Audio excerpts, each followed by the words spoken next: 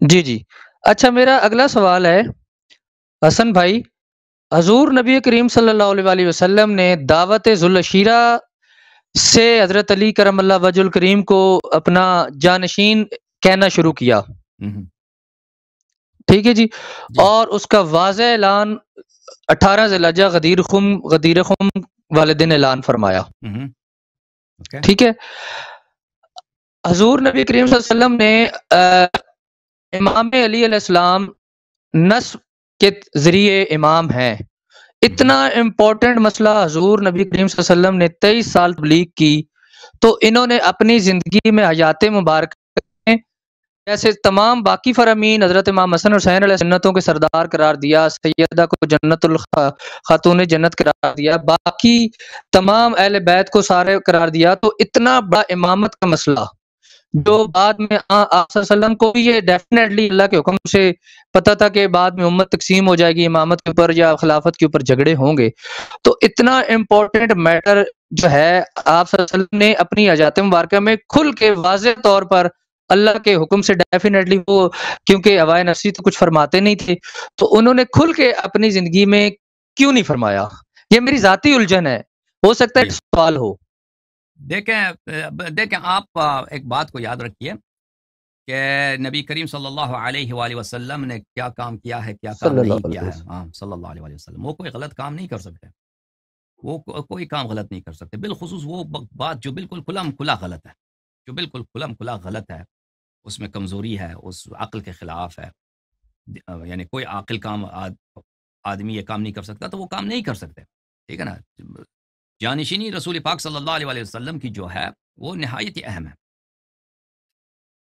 اور یہ کہ وہ بالکل بیان نہ کریں جیسے ہمارے مخالفین کہتے ہیں کہ انہوں نے کسی کو تعین نہیں کیا، طریقہ بھی نہیں بتایا کہ کس کی ہونی چاہیے، تو یہ تو ایک انہونی بات ہے، یہ ہو نہیں سکتا۔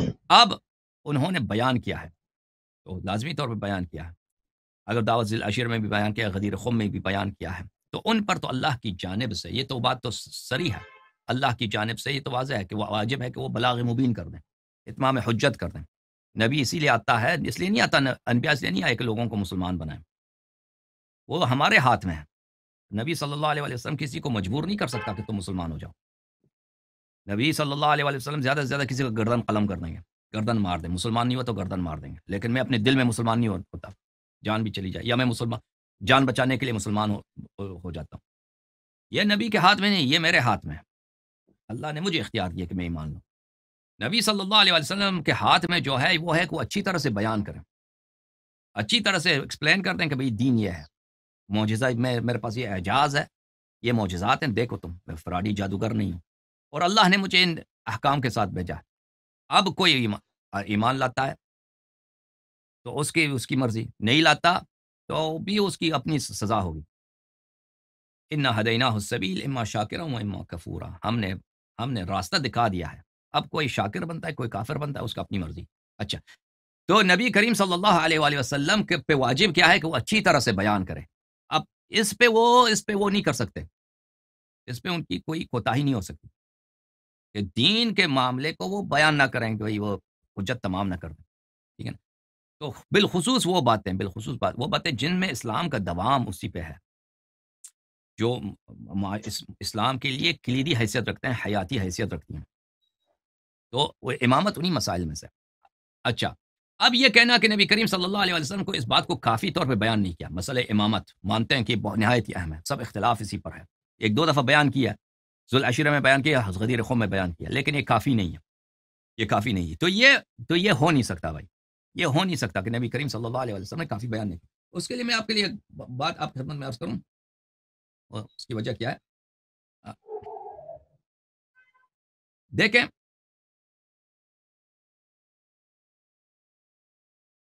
کہ ہمارے پاس جو کچھ نبی کریم صلی اللہ علیہ وآلہ وسلم نے انجام دی ہے، اور جو کچھ نبی کریم صلی اللہ علیہ وسلم نے کیا ہے، ہم تو وہاں پہ نہیں تھے، ہمارے پاس تاریخ کے فلٹر سے گزر کر یہ باتیں آ رہی ہیں، لوگوں نے نقل کی ہے، جن لوگوں نے نقل کی ہے وہ جن معاشروں میں رہتے تھے، ان کے حالات کیا تھے، ان کے فکر کیا تھا، ان کے سیاسی مفادات کیا تھے، دنیائی مفادات کیا تھے، اس بات پہ کافی امپیکٹ رکھتا ہے، اس بات پہ کافی اثر رکھتا ہے کہ جو باتیں ہمیں پہنچی ہیں، سوچ رہے ہیں نا، اب میں جس معاشرے میں رہتا ہوں، لوگ جس طرح کی باتیں کر رہے ہیں وہ اس سے منسلک نہیں ہے کہ ہمارے، آپ پاکستان میں رہتے ہیں، میں امریکہ میں رہتا ہوں، جو بھی جس معاشرے میں رہتا ہے، جو شخص پبلکلی کوئی چیز کہتا ہے پبلک کے درمیان، وہ بالکل اس سے منفرد نہیں ہے، اس سے الگ نہیں ہے کہ اس معاشرے میں کیا گزر رہا ہے سیاسی لحاظ سے، اس شخص کے مفادات کیا ہیں، اس شخص کی وفا کس طرف ہے، اس کی دلی لگاؤ کس طرف ہے۔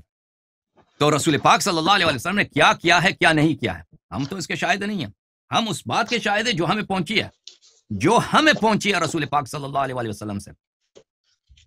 کس طرح سے پہنچی؟ ایک فلٹر سے گزر کے پہنچی ہے، وسائط سے، انٹرمیڈیری ہیں جو ہیں ہمارے درمیان، جو ناقلین ہیں، مصنفین ہیں، ان کے ذریعے پہنچی ہے۔ اب ان کے اپنے جس معاشرے میں رہتے تھے، ان کے اپنے مفادات کیا تھے، اس زمانے کے کیا سیاسی مصلحتیں تھیں، اس بات سے بالکل منفرد نہیں ہے کہ انہوں نے کیا چیزیں ہمارے نزدیک نقل کی ہیں۔ اچھا، جب یہ بات سمجھ میں آ گئی تو عزیزوں، تو سنو، تو آپ سن لیں کہ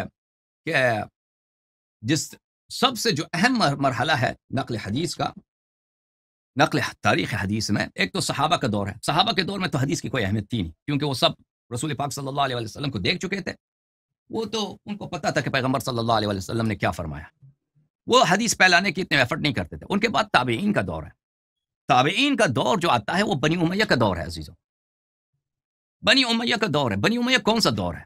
بنی امیہ وہی دور ہے میرے عزیزوں جنہوں نے کربلا میں امام حسین علیہ الصلوۃ والسلام کو نہ صرف شہید کیا بلکہ شہادت کے بعد ان کے بدن پہ گوڑے دوڑائے۔ آپ کو پتہ ہے کس لیے گوڑے دوڑائے؟ اب ایک شخص شہید ہو جاتا ہے، نبی کریم صلی اللہ علیہ وسلم کا نواسا ہے، اب چھوڑیے نواسا ہونے کو چھوڑ دیں، ایک عام مسلمان ہے، اب شہید ہو چکا ہے، اب کیا فائدہ کہ اس کے بدن پہ آپ گوڑے دوڑائیں؟ عبداللہ عبید اللہ ابن زیاد لعنت اللہ علیہ نے، جو ایک تابعی ہے، اس نے عمر ابن سعد ابن ابی وقاص، عمر ابن سعد کس کا بیٹا ہے؟ سعد ابن ابی وقاص کا بیٹا ہے۔ سعد ابن ابی وقاص کون ہے؟ سعد ابن مالک، وہی جو عشرہ مبشرہ میں سے، خود صحابی زادہ ہے اور تابعین میں سے، اس کو خط لکھتا ہے کہ تو میرا کمانڈر ہے کربلا میں، مجھے پتہ ہے جب حسین علیہ السلام شہید ہو جائیں تو ان کے بدن پہ ضرور گوڑے دوڑانا، مجھے پتہ ہے ان کے قتل کے بعد ان پہ کوئی اثر نہیں ہوگا، لیکن میرا دل جو ہے، میرا دل کو ٹھنڈک ہوگی اس بات سے۔ کیوں گوڑے دوڑائے گئے؟ اس لیے کہ اس کے دل کو ٹھنڈک ہوگی۔ دیکھیں ایک عام مسلمان بھی ہوتا نا، قتل ہو جاتا، اب یہ اس کے بدن کے آپ پامال کر دیں، اس کی بدن کی سلاخی کر دیں، قصائی کر دیں، یہ کسی قاموس میں نہیں ہے، کسی ڈکشنری میں نہیں ہے، کسی کلچرڈ انسان میں نہیں ہے۔ لیکن یہ مسلمان کس کے ساتھ کرتے ہیں؟ یہ مسلمان بنی حاکم وقت جو گورنمنٹ ہے، اس کی پالیسی کیا ہے کہ ان کی رضا کس میں؟ اس کی رضا اس میں ہے کہ اہل بیت علیہ الصلوۃ والسلام پہ کسی قسم کی وہ نرمی نہ کیا جائے۔ کیوں؟ کیونکہ یہ بنی امیہ میں سے، اور بنی امیہ وہ خاندان ہے جن کی رسول پاک صلی اللہ علیہ وسلم کے خاندان سے بہت دشمنی ہے، اسلام سے پہلے دشمنی ہے اور اسلام کے بعد ان کی جتنے جنگیں ہوئی ہیں ان کو ہمیشہ شکست ہوا ہے۔ کن کو شکست ہوا ہے؟ بنی امیہ کو۔ تو ان حکومت ان کے ہاتھ میں ہے۔ اب یہ وہی لوگ ہیں بنی امیہ جنہوں نے، تاریخ واضح ہے، حکومت کے لیے عبداللہ ابن زبیر نے بنی امیہ کے خلاف بغاوت کی، اس نے مکے میں اپنی خلافت بنائی۔ تو ان لوگوں نے کیا کیا؟ ان لوگوں نے ابو قبیس، مکہ مکرمہ میں ایک پہاڑی ابو قبیس، وہاں پہ انہوں نے منجنیق بنا دیا، کیٹاپلٹ جس کو انگلش میں کیٹاپلٹ بولتے ہیں، وہاں پہ لگا دیا، وہاں سے یہ پتھر پھینکتے تھے کعبہ شریف پر۔ کعبہ شریف کو انہوں نے خراب کیا، مسمار کر دیا، اور اس کیٹاپلٹ میں آگ لگا کے پھینک دیا، اس کو جلا بھی دیا، یہی لوگوں نے اپنی حکومت کے لیے۔ تو میرے عزیزو، اور ان کا دشمن کون ہے؟ ان کا دشمن ہے علی ابن ابی طالب امیر المؤمنین علیہ الصلوۃ والسلام۔ امیر المؤمنین علیہ السلام کون ہیں؟ وہی شخص ہیں جنہوں نے مختلف جنگوں میں بنی امیہ کی فتح کو، یعنی غزوہ بدر دیکھیں، غزوہ احد دیکھیں، غزوہ احزاب دیکھیں، بقیہ جتنے جنگیں ہوئی ہیں مکہ والوں کے ساتھ، ان کی ہر فتح کو شکست میں تبدیل کیا، ان کے سرداروں کو قتل کیا ہے، اور اس کے بعد رسول اللہ صلی اللہ علیہ وسلم نے ان کو مولا بنا دیا سب مسلمانوں کا۔ تو اور اسی سے معاویہ نے پھر ان کو جب حکومت ملی ہے، معاویہ نے انہی کے خلاف جنگ کیا کہ یہ عثمان کے قاتل ہیں، حالانکہ امیر المؤمنین علیہ السلام کو عثمان کے قتل میں شریک نہیں تھے، ٹھیک ہے نا۔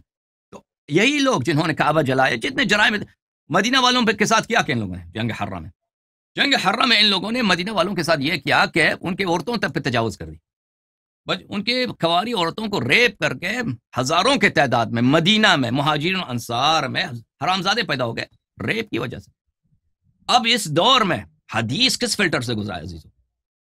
مخالفین ہمارے جو مسلمان بھائی ہیں ان کی حدیث کس فلٹر سے گزرا ہے، اس فلٹر سے گزرا ہے، ایک بہت ہی تاریخ دور ہے، ایک چھوٹا دور ہے، 80 سال کا زمانہ ہے۔ امیر المؤمنین علیہ السلام کی شہادت سنہ 40 کو ہے، بنی امیہ کی جو حکومت کا انتہا ہے سنہ 132۔ کتنے سال ہیں؟ 40 سے 132 91 سال، 91 سال، یعنی اس میں کتنے جنریشنز آتے ہیں؟ بہت سارے جنریشنز آتے ہیں 91 سال میں۔ مثلا 90 سال پہلے آپ سوچیں، پاکستان جو ہے بنا ہے سنہ 1947 میں، ابھی کتنے سال ہوئے؟ 75 سال ہو گئے۔ اس سے پہلے 15 سال چلے جائیں 1920 میں، 1920 کے زمانے میں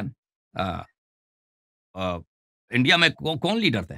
کن لوگوں نے ان کو دیکھا ہے انڈیا میں جو لیڈر تھے مسلمانوں کے؟ بہت کم، ابھی کوئی زندہ نہیں ہے کہ انہوں نے، مثلا ابوالکلام آزاد بھی بعد میں آئے، سر سید احمد خان ہے، مثلا سر سید احمد خان، بلکہ ہم اس سے پہلے چلے جاتے ہیں، رسول پاک صلی اللہ علیہ وسلم کے زمانے تک جائیں تو 122 سال آتے ہیں۔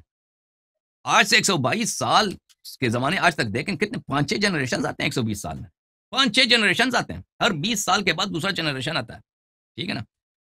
تو عزیزو دیکھیں آپ کہ اب اس زمانے میں لکھنا نہیں ہے، اگر لکھنا ہوتا بھی نا، کتابیں لکھنا ہوتا ہے، مصنفین وہی لکھیں گے جو ان کے لیے باعث ضرر نہ ہو، اذیت کا سبب نہ ہو۔ کہنے کا مقصد ہے یہ ہے میرے بھائی، ملاحظہ فرمائیے، یہ کتاب ہے سیر اعلام النبلاء، تالیف الذہبی، چاپ مؤسسۃ الرسالہ۔ یہاں پر الحسن البصری، حسن بصری جو بہت بڑے محدث ہیں، تابعین میں سے ہیں، زمانہ بنی امیہ میں رہتے تھے یہ۔ یہاں پر ان کی زندگی نامہ میں ان کی جو حالات زندگی میں ہیں ملاحظہ فرمائیے۔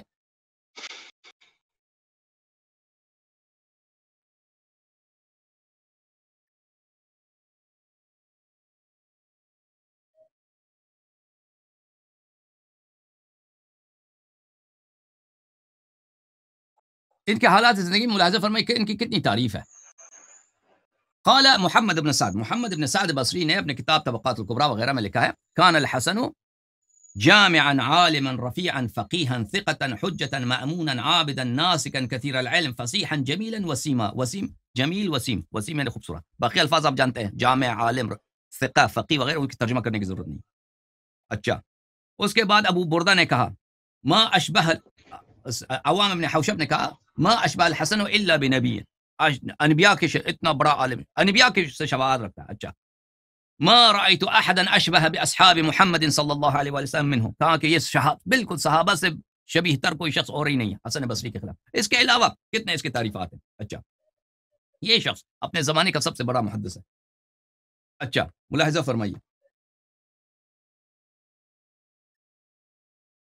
تہذیب الکمال فی اسماء الرجال، جلد نمبر 6، تالیف الحافظ یوسف المزی، چاپ مؤسسۃ الرسالہ۔ یہاں پر صفحہ نمبر 124 میں راوی کہتا ہے کہ میں نے حسن بصری سے پوچھا، میں بہت دفعہ تجھ سے میں سنتا ہوں کہ تو کہتا ہے کہ قال رسول اللہ صلی اللہ علیہ وآلہ وإنک لم تدرکہ، آپ کہتے ہیں، ہمیشہ کہتے ہیں قال رسول اللہ صلی اللہ علیہ وآلہ۔ آپ کس روایت کس سے کرتے ہیں بھائی؟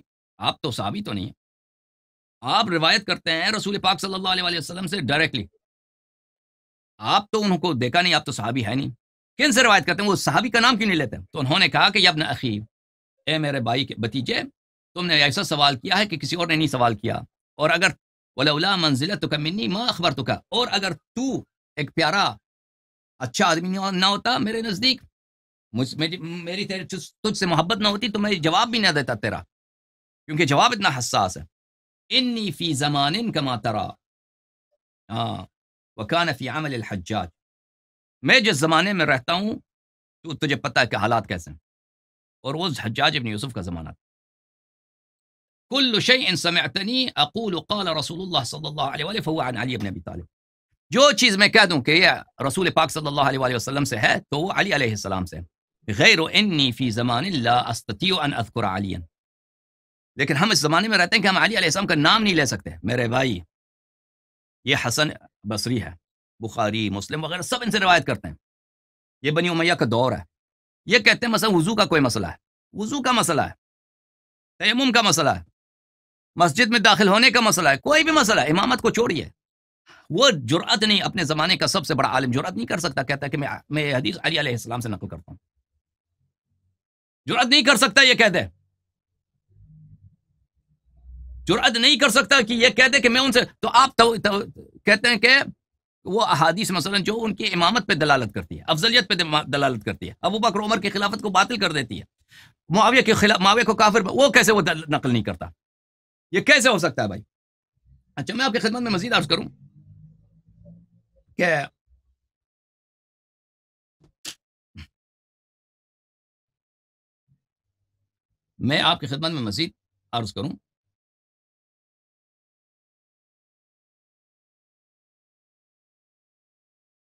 کہ نہ صرف یہ شخص حسن بصری نقل نہیں کر سکتا تھا امیر المؤمنین علیہ الصلوۃ والسلام سے، بلکہ اس کو مجبوراً ان کو برا بھی کہنا پڑتا تھا، اچھا میں آپ کی خدمت میں یہ ملاحظہ فرمائیے، یہ کتاب ہے کہ اخبار الموفقیات، تالیف زبیر ابن بکار، چاپ عالم الکتب، اور ان باتوں کو جو میں کہہ رہا ہوں اس کے حوالے بہت ہیں، لیکن میں اختصار کے ساتھ بیان کر رہا ہوں آپ کے ساتھ۔ یہاں پہ ملاحظہ فرمائیے، صفحہ نمبر 167، حدیث نمبر 104، یہاں پر حسن بصری سے ہے، حسن بصری نے کہا کہ لو كان في المدينة يا أبا سعيد إنك سئلت عن علي رضي الله تعالى عنه فقلت لو كان في المدينة يأكل من حشفها وتمرها كان خيرا مما صنع۔ میں نے ابو حسن بصری سے کہا کہ آپ نے فرمایا ہے کہ اگر علی علیہ الصلوۃ والسلام خلافت قبول نہ کرتے مدینے میں بیٹھتے اور وہاں پہ مدینہ کی جو گٹیا کھجوریں ہیں وہ کھاتے، مدینہ کی گٹیا سے گٹیا کھجور کھاتے، اس سے بہتر تھی کہ وہ انہوں نے خلافت کیا، عائشہ سے لڑائی کیا، معاویہ سے لڑائی کی، یہی کرتے۔ فرفع رأسه الیہ، اس نے اپنا سر اوپر کیا اور کہا فقال یا ابن اخی کلمۃ باطل حقدت بها دمی، اس نے کہا کہ جی بھتیجے میں نے غلط بات کی لیکن میں نے اپنی جان بچائی ہے، میں نے یہ کلمہ باطل اس لیے کہا کہ میں نے اپنی جان بچانے کے لیے مجبور تھا۔ تو ایک ایسا شخص ہے، دیکھو عزیزو، نہ صرف وہ حدیث نقل نہیں کر سکتا طہارت پہ، وضو کے مسائل پہ حدیث نقل نہیں کر سکتا علی علیہ الصلوۃ والسلام امیر المؤمنین علیہ السلام سے، بلکہ اس کو گالی بھی دینا پڑتا ہے، برا بلا بھی کہنا پڑتا ہے امیر المؤمنین علیہ الصلوۃ والسلام سے، اور یہ ایک طویل دور ہے بنی امیہ کا۔ اس کے بعد دور کس کا ہے؟ اس کے بعد دور بنی عباس کا ہے، اس میں ان کے زمانے میں بھی یہی ہوتا تھا۔ اچھا میں آپ کی خدمت میں عرض کروں کہ ایک راوی ہے عطیہ العوفی، عطیہ العوفی کے ساتھ کیا ہوا، اتنا اپنے زمانے کا بہت بڑا راوی، میں آپ کی خدمت میں عرض کروں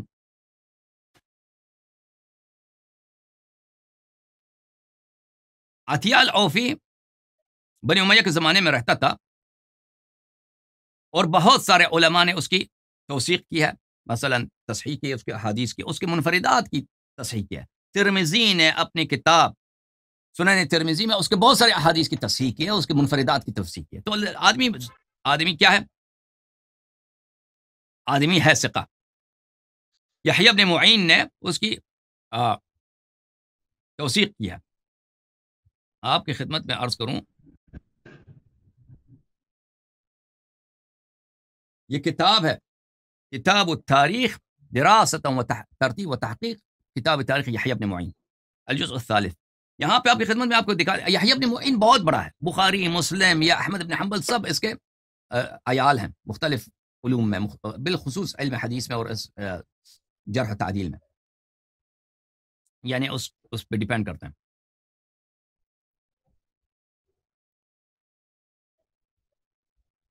یہ صفحہ نمبر 500 ہے میرے عزیزوں، صفحہ نمبر 500۔ جی سر کیا نام تھا آپ کا؟ نام بھول گئے میں آپ کا۔ اچھا دیکھیں،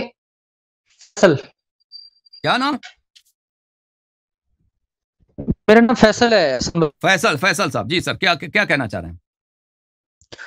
دیکھیں اس کا جواب آپ نے شروع میں ہی دے دیا، اب یہ جو آگے باتیں ہو رہی ہیں یہ میرے سوال سے میں نہیں سمجھا کہ ریلیٹڈ ہیں، بہت ریلیٹڈ ہے، آپ نے جو بہت ریلیٹڈ ہے۔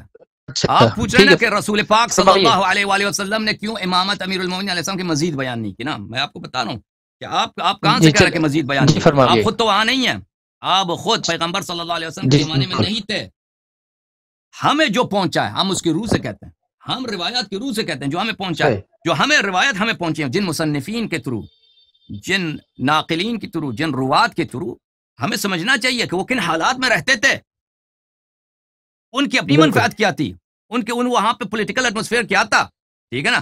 جب آپ اتنے اہم مسئلے پہ پوچھیں، مسئلے امامت پر، اسلام میں جتنا خون ہوا ہے وہ اس امامت پہ ہوا ہے، قتل و غارت، جتنا ظلم ہوا اسی مسئلے پہ ہوا ہے، سب نزاع اسی بات پر، تو آپ کہتے ہیں اس مسئلے پہ مزید احادیث کیوں نقل پیغمبر صلی اللہ علیہ وسلم سے نقل نہیں کیا؟ تو اس کا جواب میں کہتا ہوں بہت ساری احادیث نقل کی ہیں، لیکن آپ کی بات اگر ہم مان بھی لیں نا تو آپ ان کو آپ سوچ لیے کہ آپ کس ورثے کی بات کر رہے ہیں، آپ کس ہیریٹیج کی بات کر رہے ہیں، آپ کس سنت کی بات کر رہے ہیں۔ کتاب تاریخ یحییٰ ابن معین صفحہ نمبر 500، یہاں پہ ملاحظہ فرمائیے،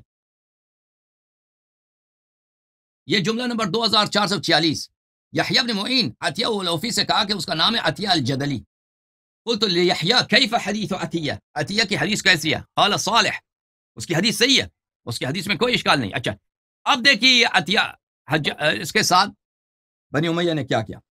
یہ عطیہ العوفی یہ شیعہ بھی نہیں ہے، مخالفین کا آدمی ہے، لیکن اس نے احادیث نقل کی اہل بیت علیہ السلام کے فضائل میں۔ الاعلام تالیف الزرکلی، خیر الدین زرکلی کے الاعلام جز نمبر 4 چھاپ دار عالم الکتب، یہ کتاب چھپی سنہ 2002 میں۔ یہاں پہ آپ کو لے کے چلتے ہیں صفحہ نمبر 237 میں، 237 صفحہ نمبر 237 میں یہ عطیہ العوفی کا یہ ہے، عطیہ العوفی، اس کی ولادت ہے سنہ 111، اس کی وفات ہے سنہ 111 کو۔ عطیہ ابن سعد ابن جنادہ العوفی الجدلی، یہ جدل کے قبیلے سے ہیں، القیسی الکوفی ابو الحسن من رجال الحدیث، یہ حدیث کے روات میں سے، کان یعد من شیعۃ اہل الکوفہ، شیعہ کس کو بولتے ہیں عزیزو؟ محدثین کے نزدیک شیعہ یعنی وہ معاویہ اور امیر المومنین علیہ السلام کی لڑائی میں وہ علی علیہ السلام کو تائید کرتے تھے، کہتے ہیں حق علی کے ساتھ، اس سے مراد یہ ہے۔ اچھا خرج مع محمد بن الاشعث، محمد بن الاشعث نے جو تابعین میں سے ہے، اس نے خروج کیا تھا بنی امیہ کے خلاف، اس کے ساتھ تھا۔ اچھا فكتب الحجاج الى محمد بن القاسم الثقفی ادعو عطیہ، حجاج ابن یوسف نے محمد ابن قاسم ثقفی، وہی محمد ابن قاسم جو ہندوستان سندھ بھی آیا تھا، اس نے لشکر لے کے آیا تھا، سندھ راجہ داہر کے ساتھ اس کی لڑائی ہوئی تھی، بنی امیہ کا جنرل تھا، اس کو خط لکھا عطیہ کو اپنے پاس بلاؤ، فإن سب علیا علی ابن ابی طالب علیہ الصلاۃ والسلام وإلا فاضربه 400 صوت واحلق رأسه ولحیته، اس کو بلاؤ اپنے پاس اور اس سے کہہ دو کہ گالی دے دو۔ اپنے زمانے کا ایک بہت معزز بڑا عالم دین محدث، اس کو بلایا جاتا ہے، ہاں اس کو بلایا جاتا ہے، اس کو کہتا ہے کہ ہم تم کو نہیں چھوڑیں گے جب تک کہ تم اعلیٰ ندرا کے ممبر پہ گالی دے دو، نہیں یہ کہ کوئی اور بات نہیں، گالی دے دو، گالی دے دو کس کو؟ علی علیہ الصلوۃ والسلام کو۔ اگر یہ گالی دے دے تو ٹھیک، وإلا فاضربه 400 صوت واحلق رأسه ولحيته، گالی دے دے تو ٹھیک، نہ دے گالی نہ دے تو اس کو 400 کوڑے مارو۔ دیکھو عزیزو، آدمی جو ہے 400 کوڑے برداشت کرنا، زندہ رہنا بہت مشکل ہوتا ہے۔ 400 کوڑے کہا کر، وہ بھی اگر عمر رسیدہ شخص ہو، اس کا زندہ بچنا بہت مشکل ہوتا ہے۔ 400 کوڑے مارو، اس کا سر بھی ٹنڈ کرو، سر بھی گنجا کرو، داڑھی بھی شیو کرو اس کا۔ فدعاہ، اس کو بلایا محمد بن قاسم لعنت اللہ علیہ، وأقرأه کتاب الحجاج، اور بولا کہ یہ حجاج کا یہ لیٹر ہے، حکم آیا ہے۔ فأبى أن يفعل، اس نے کہا کہ میں کام یہ تو نہیں کر سکتا، میں گالی دے دوں، گالی نہیں دے سکتا علی علیہ السلام۔ تو کیا کیا اس کے ساتھ؟ فضربه ابن القاسم الاسود، محمد ابن القاسم نے اس کو 400 مارے، 400 کوڑے مارے، وحلق رأسه ولحيته، اور اس کا سر بھی گنجا کیا، اس کا داڑھی بھی شیو کیا اس نے۔ ثم لجأ الى فارس، وہ وہاں سے چلا گیا پھر اپنے شہر سے۔ دیکھیں ایک آدمی کے ساتھ جب یہ ہوتا ہے پھر اس شہر میں تو نہیں رہ سکتا، وہ وہاں سے نکل گیا، چلا گیا فارس کے علاقے میں، شیراز، پتہ نہیں کہاں چلا گیا۔ واستقر بخراسان بقیت ایام الحجاج، بقیہ حجاج ابن یوسف کے ایام میں وہ خراسان میں رہا، پر جب حجاج مر گیا تو واپس آیا۔ تو دیکھو عزیزو، ایک شخص اس زمانے میں جب محدثین کے ساتھ یہ ہوتا تھا، اور محدثین کا کوئی فائدہ نہیں ہے دنیائی فائدہ کہ امیر المؤمنین اہل بیت طاہرین علیہ السلام کی نفع میں حدیث نقل کریں، بلکہ ان کا فائدہ اسی میں ہے کہ امیر المؤمنین علیہ السلام کو گالی دے دیں۔ تو پھر آپ یہ نہیں کہہ سکتے کہ مؤرخین نے ہسٹری کو کون لکھتا ہے؟ ہسٹری کو وکٹرز لکھتا ہے، ہسٹری کو وہی لکھتا ہے، تاریخ کو وہی لکھتا ہے جو پیروز ہوئے، جو ابھی مثلا جو مختلف جنگیں ہوئے تاریخ میں، ان کو کون تاریخ نقل کرنے والے کون ہیں؟ وہی لوگ ہیں جو انہوں نے فتح کیا، فتوحات ہیں، جو لوگ قتل ہوئے ان کے تو انہوں نے تاریخ نہیں لکھی۔ تو محدثین سے آپ توقع نہیں کر سکتے کہ وہ ایسے احادیث نقل کریں امیر المؤمنین علیہ السلام کی امامت پر۔ جب یہ سب پتہ چلا آپ کی خدمت میں، جب یہ سب پتہ چلا تو آپ کا یہ کہنا کہ رسول اللہ صلی اللہ علیہ وسلم نے ذوالعشیرہ میں تو امیر المؤمنین علیہ السلام کی امامت بیان کی، غدیر خم میں بھی بیان کیا ہے، تو بیچ میں کیوں ساکت رہے؟ کیسے ہو سکتا ہے کہ ساکت رہے؟ کیسے ہو سکتا ہے جس پیغمبر پر اتمام حجت واجب ہے، اتمام حجت واجب ہے، وہ پیغمبر صلی اللہ علیہ وسلم امت کا سب سے جو حیاتی مسئلہ ہے اس کے بیان کرنے میں وہ کچھ تاخیر کریں یا کم بیان کریں یا فل بیان نہ کریں، لیکن پیغمبر صلی اللہ علیہ وسلم نے اچھی طرح بیان کیا ہے۔ آپ کے ہاں جو پہنچی ہے نا، کس طرح سے پہنچا ہے؟ ایک ایسے طریقے سے پہنچا ہے کہ اس پر وقت کے سیاسی ماحول جو ہے، سیاسی ایٹماسفیئر ہے جو ہے، اس سیاست والوں کے جو مفادات ہیں وہ مورخین کے قلم پر، مورخین کے کتب پر اور مصنفین محدثین کے روایات پہ اثر انداز ہیں۔ اور پھر یہ بنی امیہ کے ساتھ یہ سلسلہ ختم نہیں ہوا، بنی عباس کے دور میں بھی یہی تھا، بنی عباس کے دور میں یہی تھا۔ لہذا اگر آپ کے کتب میں یہ باتیں کمتر ملتی ہیں تو بالکل یہ واضح بات ہے، سمجھ آنے والی بات ہے۔ آپ شیعہ کتب میں آ جائیں، ہم آپ کو دکھائیں گے کہ رسول اللہ صلی اللہ علیہ وسلم نے ہر قدم پہ بتایا۔ اس کے علاوہ میں آپ کی خدمت میں عرض کروں کہ آپ کے کتب میں بھی بہت ہیں، اس کے باوجود اعجاز یہی ہے، یریدون لیطفئوا نور اللہ بافواہہم واللہ متم نورہ۔ یہ چاہتے ہیں کہ اللہ کہ امیر المؤمنین علیہ الصلوۃ والسلام کے نور کو اپنی پھونک سے بجھا دیں، لیکن اللہ تعالیٰ یہ جو ہے یہ نور بجھنے نہیں دینے والا۔ ملاحظہ فرمائیے عزیز، میں ایک حدیث آپ کو دکھاؤں۔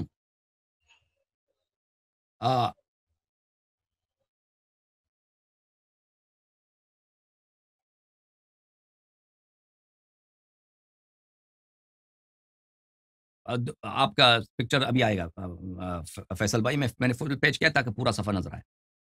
اچھا، عمران ابن حسین کہتے ہیں، حسین ساتھ کے ساتھ رسول اللہ صلی اللہ علیہ وسلم نے ایک لشکر بھیجا، امیر المؤمنین علیہ السلام کو اس لشکر پہ خلیفہ بنایا، یعنی اس کو وہاں پہ امیر بنایا۔ لشکر چلا گیا، وہاں پہ ہمیں لشکر کو ایک لونڈی ملی ہے، وہ تعاقد اور امیر المؤمنین علیہ السلام نے کہا کہ یہ لونڈی میری ہے۔ اچھا، فانکروا علیہ، صحابہ کو یہ بات پسند نہیں آیا۔ وتعاقد اربعۃ من اصحاب رسول اللہ صلی اللہ علیہ وسلم، 4 صحابہ نے تہیہ کر لیا کہ ہم اس کی شکایت کریں گے پیغمبر صلی اللہ علیہ وسلم۔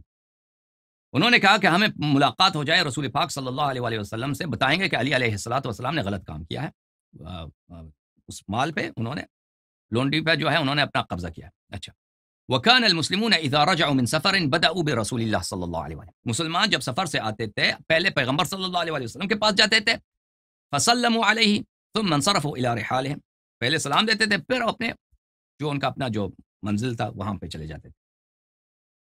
فلما قدمت السریہ، جب لشکر واپس پہنچی ہے، سلموا علی النبی صلی اللہ علیہ وسلم، نبی کریم صلی اللہ علیہ وسلم کو انہوں نے سلام دیا۔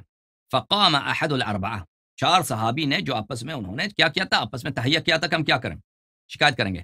قال یا رسول اللہ صلی اللہ علیہ وسلم الم تر الی علی ابن ابی طالب علیہ السلام صنع کذا وکذا، انہوں نے ایک صحابی نے مثانی، جب بھی اس نے یہ کہا فاعرض عنہ رسول اللہ صلی اللہ علیہ وسلم، رسول اللہ صلی اللہ علیہ وسلم نے ان سے اپنا چہرہ موڑ لیا۔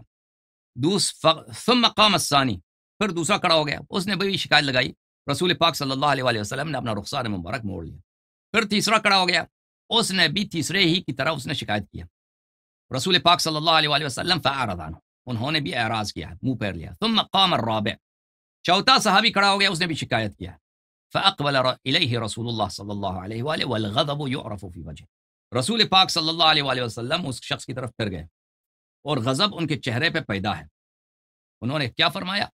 ما تريدون من علی، ما تريدون من علی، ما تريدون من علی، تم لوگ علی علیہ السلام سے کیا چاہتے ہو، تم لوگ علی علیہ السلام سے کیا چاہتے ہو، تم علی علیہ السلام سے کیا چاہتے ہو۔ دیکھو 4 صحابی، صاحب تقوی، عادل، فلان فلان فلان، جنگ سے واپس آئیں، جہاد سے واپس آئیں، شکایت کر رہے ہیں، تو نبی کریم صلی اللہ علیہ وسلم کو چاہیے کہ کیا کریں، انویسٹیگیٹ کریں کہ بھئی کیا ہوا ہے، شکایت کی کیا وجہ۔ شکایت کرتے ہی منہ پھیر لیتے ہیں غصے سے، غضب سے۔ اللہ نے کیا فرمایا رسول صلی اللہ علیہ وسلم، وَأَعْرِضْ عَنِ الْجَاهِلِينَ، جاہلوں سے اپنا منہ پھیر لو۔ اور یہ جاہل جن سے فرمایا کہ منہ پھیر لو، یہ اکثر منافق ہوتے تھے، اکثر مشرک ہوتے تھے۔ وہ جاہل جو منافق ہیں، مشرک، وہ جاہل جو آ کے سوال کرتے ہیں سیکھنے کو، وہ جاہل نہیں ہوتا، اس کس سے نہیں کہا، وہ جو منافق ہوتے ہیں، مشرک ہوتے ہیں، ان سے منہ پھیر لو، ٹھیک ہے نا۔ رسول پاک صلی اللہ علیہ وسلم نے منہ پھیر لیا۔ 4 صحابی نے شہادت دیا، 2 صحابی شہادت دیتے تو بینہ ہوتا ہے، 4 صحابی نے شہادت دیا۔ رسول پاک صلی اللہ علیہ وسلم نے کہا کہ تم کیا چاہتے ہو علی علیہ السلام سے، تم کیا مانگتے ہو ان سے، تم کیا چاہتے ہو؟ ان علی منی وانا منہ، علی علیہ السلام میرے ہیں اور میں ان کا ہوں، وہ میرے ہیں وہ میں ان کا ہوں. تم آ کے ان کی شکایت میرے سے کرتے ہو، وہ میرے ہیں میں ان کا ہوں. اب کوئی اگر صرف رشتہ داری کی بات ہوتی نا، رشتہ دار تو بہت ہیں، اور نبی کریم صلی اللہ علیہ وسلم کے رشتہ دار غلط کام کر سکتے ہیں. اس طرح نہیں ہے کہ نبی صلی اللہ علیہ وسلم کا کوئی اگر رشتہ دار ہے، ان کا سکا چچا ہے، سکا تو نہیں، خیر چچا ہے، ابو لہب، وہ ابو لہب کے نسب میں کوئی شک ہی نہیں ہے. آج بھی کوئی شخص ابو لہب کی نسل سے ہو، سادات ہیں ابو لہب کے نسل سے لیکن چھپاتے ہیں، ان کو خمس آپ دے سکتے ہیں. ابو لہبی جو سید ہیں ان کو آپ خمس دے سکتے ہیں. اچھا، ابو لہب وہ بالکل کافر مشرک مر گیا، وہ تبت یدا ابی لہب متاب. فرمایا ان علی منی وانا منہ وهو ولی کل مؤمن من بعد، یہ علی علیہ السلام منی وانا من، میں علی علیہ السلام کا ہوں، وہ میرے ہیں. یہ رشتہ داری کی بات نہیں ہے، یہ اس بات کی طرف ہے کہ صحابہ شکایت کر رہے ہیں کہ ان سے غلط فعل ثابت ہوئے. پیغمبر صلی اللہ علیہ وسلم فرماتے ہیں وہ میرے سے ہیں میں ان کا ہوں. یعنی یہ عصمت کی دلیل ہے عزیزو کہ ان کا ہر فعل صحیح ہے. میں آپ کی شکایت کے انویسٹیگیٹ نہیں کروں گا، میں یہ ان سے غلط بات کی نسبت دینا ہی آپ کی غلطی ہے. آپ ان سے غلطی کا نسبت دے رہے ہیں، اس بات پہ مجھ سے غصہ ہے، غلط ہے. وَإِلَّا اگر امیر المؤمنین علیہ السلام جائز الخطا فرد ہوتے، صحابہ نے شکایت کی ہے، صحابہ پہ غصہ کرنا غلط ہوتا. انویسٹیگیٹ کرنی چاہیے، تحقیق کرنی کہ انہوں سے کیا بات صادر ہوئی. پھر جملہ دیکھیں، وَهُوَ وَلِيُّ كُلِّ مُؤْمِنٍ مِّن بَعْدِي، وہ میرے بعد ہر مومن کے ولی ہیں. اگر مومن یہاں پہ دوست کے معنوں میں ہوتا، معاف کیا، ولی دوست کے معنوں میں ہوتا، وہ مومنین کا دوست ہے. یہاں پہ دو اشکال ہوتے ہیں. بعدیت کا کوئی معنی نہیں ہوتا، بعدیت میرے بعد. ابھی دشمن ہے کیا؟ آپ جب مریں گے تو دوست بنیں گے، یہ بالکل غلط معنی. دوسری بات، وہ دوست ہوں، دوست ہیں، دوست بہت انسان کے دوست ہوتے ہیں جو مال اٹھاتے ہیں، غلط کام کرتے ہیں، ظلم کرتے ہیں. وہ مومن ہر مومن کا دوست ہے یا ہر مومن کا ناصر ہے. ہر مومن کا ناصر، مسلمان سب ایک دوسرے کے ناصر ہیں، نصرت کرنا واجب ہے. لیکن مسلمان جو مسلمانوں کا ناصر ہے، وہ ہو سکتا ہے کہ غنیمت کے مال میں وہ غلط فیصلہ کر دے. انویسٹیگیٹ کرنی چاہیے، ٹھیک ہے نا. تو رسول پاک صلی اللہ علیہ وسلم دفع کر رہے ہیں اس اشکال کو. اشکال آ ہی نہیں سکتا کیونکہ وہ میرے سے، وہ مجھ سے، اور وہ ہر مومن کے ولی ہیں میرے بعد. اس سے میں واضح طور پہ کہ ولی ویسی معنوں میں ہے کہ سرپرست کے معنوں میں، حاکم کے معنوں میں، فرمان روا کے معنوں میں. تو آپ نہ کیا کہ رسول پاک صلی اللہ علیہ وسلم نے صرف کہاں پہ بیان کیا؟ دعوت ذی العشیرہ میں بیان کیا، غدیر خم میں بیان کیا. آپ لوگوں کے حدیث کم ہیں، یعنی جس طرح ہونی چاہیے اس طرح کم ہے، جس طرح شیعہ کتب میں زیادہ، اس طرح آپ لوگوں کے ہاں نہیں ہے. اس کی وجہ یہ ہے. لیکن اس کا مقصد یہ نہیں ہے کہ حدیث نہیں ہے، حدیث بہت سارے ہیں، وہ حجت ہیں، یا حدیث حجت ہیں سب پہ، امامت ثابت ہوتی ہے ان سے. لیکن آپ کہتے ہیں نا کہ آپ اچھی طرح یاد رکھیے کہ نبی کریم صلی اللہ علیہ وسلم کے تمام جملے ہم تک نہیں پہنچے. کچھ جملے ہم تک پہنچے، کچھ اسٹیٹمنٹس، کچھ حدیث ہم تک پہنچے، اور جو پہنچے ہیں کس طرق سے پہنچے ہیں؟ جو مخالفین کے ہاں ان طرق سے پہنچے ہیں، جو ان روات سے ہیں، جو روات جس حالات میں رہتے تھے، روات کے بھی اپنے تعصبات ہوتے تھے، بہرحال وہ سب سے متاثر ہیں. جی سر، مزید بولیں.